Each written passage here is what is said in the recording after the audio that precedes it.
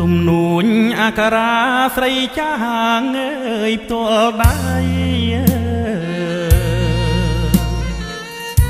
កណ្ដាលរាត្រីក្នុងន័យកង្វល់រៀមបានយល់នៃកើតក្តីអំពូលចំបែងខ្វាយខ្វល់ស្ទើរបែកអរាអង្គរា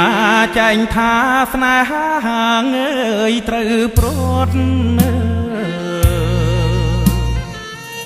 ទ្រង់ភ័យតង់ស្លុតស្ទើរផុតសង្ខាតាំងពីពេលនោះទ្រង់បងខ្លោចផ្សាចុកណែនអរារាល់ពេលស្រមហើយ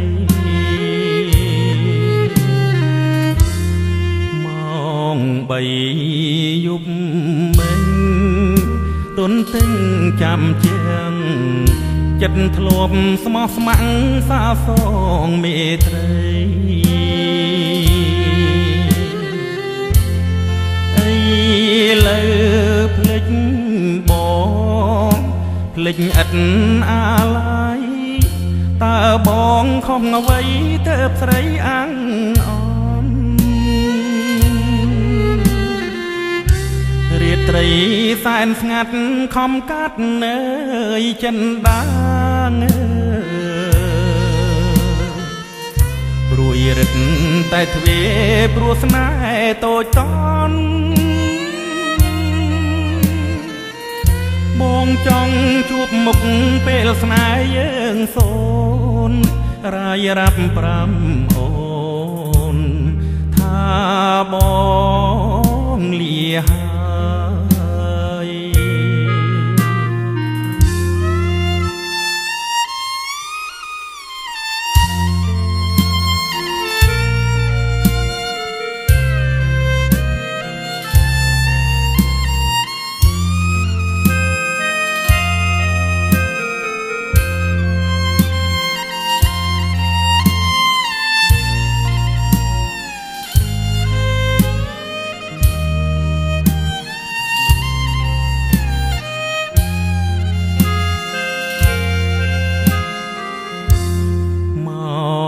3យប់មិញ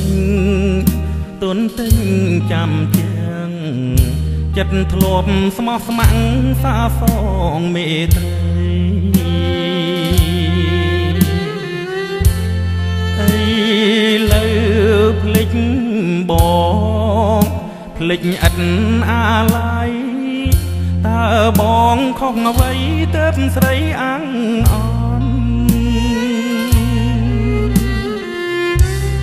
ត្រីសែនស្ងាត់ខំកាត់នៅចិនដាងព្រួយរឹតតែទ្វេព្រោះស្នេហ៍តូចតន់បងចង់ជួបមុខពេលស្នេហ៍យើងសូនរាយរាប់5អូនថាបង